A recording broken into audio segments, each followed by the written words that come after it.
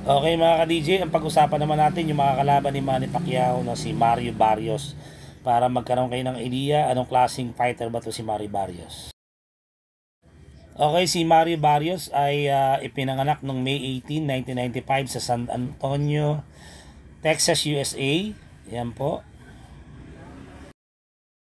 Kanyang division ay light welterweight. Siya ay lumaban sa super lightweight at welterweight sa kasalukuyan.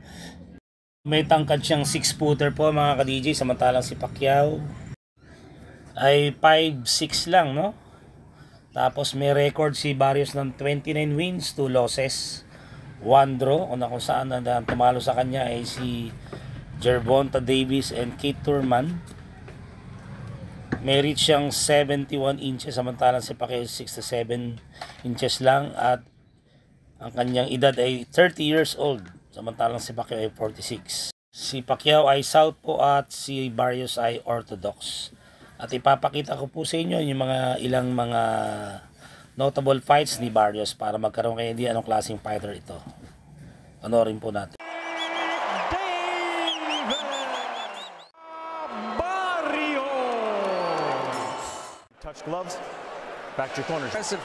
Davis now hoping to find an opening for that left hand. Left hand for Davis. Grabe, pinagtatamalagan si Barrios dito ni Davis. Bagaman matangkad si Barrios, pinagtatamaan ni Davis yan. Ano, sino ba mas malakas, si Davis o sa Pacquiao? Nako, sa pool. Ayan, oh. Ito yung naging laban, talagang naging one-sided dito. Davis has used the jab better. Clearly ahead at this point at the halfway mark. Laging tinatamaan. Dapat matangkad siya, no?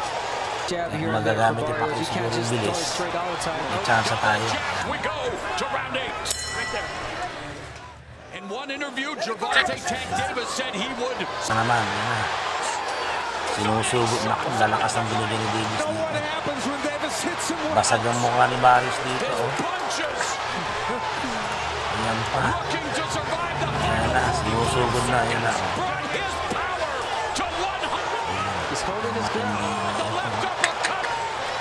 Grabe, grabing punishment inabot ni Barrios dito, you know. Grabe, right hook, bagsak.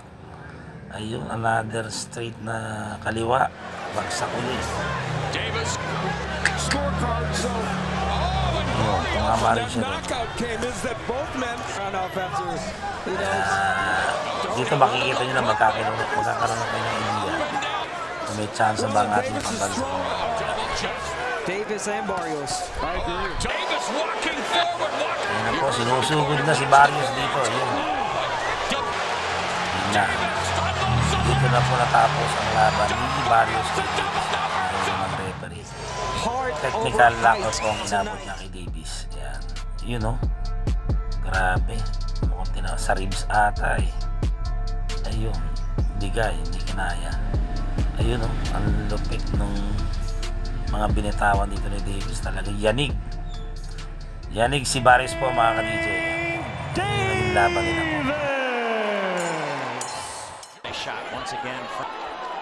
Okay mga ka-DJ, ito na may naging laban niya kay Keith Thurman. Doon di natapos ang round. Pero nakita nyo naman, bugbog sarado rin dito si Barrios. Nagtatatamaan siya rito, no? Basag din ang mukha niya rito kay Keith Thurman. Ito yung tinalo ni Manny Pacquiao, no? Si Keith Thurman. Nakuha ni Manny Pacquiao yung oldest welterweight champion sa kasaysayan. So ayan po. Sa welterweight division na to, nung lumaban si Barrios, nung naglaban sila ni Davis po ay nasa super lightweight po. Little momentum now building. EJ, duguan na po rito si Barrios, no? Basag na mukha. May cut na. Tatatamaan na siya dito. Ayan, no? Sa welterweight, nag-umakyat ng timbangan si Barrios dito, no? Kasi matangkad tong boksingero. Ayan, nakita niyo naman. Meron dito umubra si Thurman kay Pacquiao. Left hook. Another huge So right ito yung hand. mga pwede natin i-consider. Barrios seems stunned. Overhand right. Ito yung nasa 12 rounds na ito mga ka-DJ yan. Bugbog sarado rin si Barrios dito. Yun, no?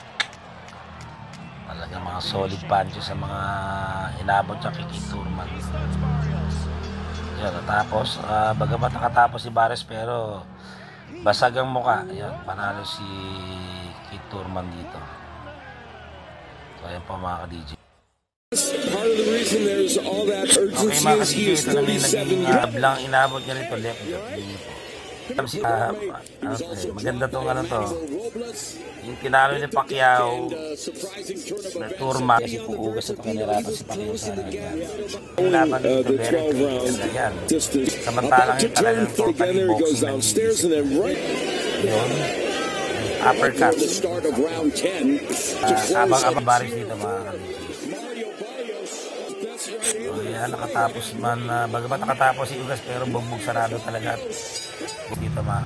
So mga ka-DJ, ito naman, papasilip ko sa inyo po yung training, yung latest yung training na ginagawa ni Barrios. Pero sa aking analysis dito, sa nakikita ko, ano lang tayo, fair lang tayo.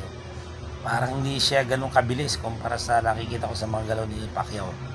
So magagamit na advantage ni Pacquiao yung speed talaga niya yan.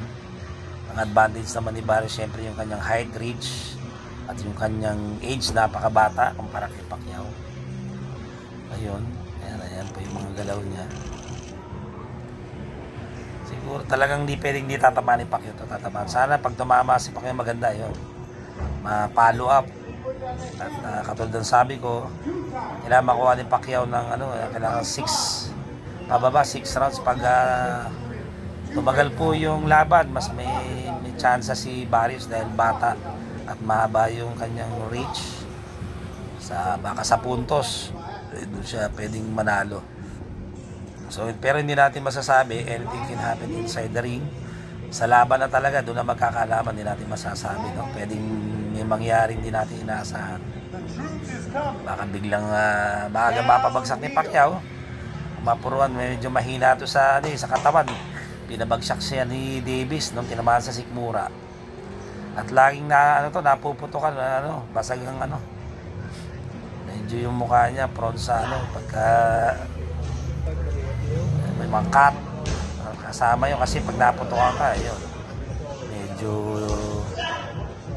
sasamantali ng kalaban mo yan. Kayo po, ano sa tingin nyo po mga ka-DJ? Mag-comment lang kayo sa baba po kung ano masasabi nyo sa mga galawan ni Barrios, kung malaki ba talaga yung kanya magiging tsansa na manalo siya sa laban nila ni Pacquiao this coming July 19 sa Las Vegas, Nevada po. Kayo po balang umusga mga ka-DJ. Siguro hanggang dito muna tayo. Ito muna yung bibigay ko sa inyong update.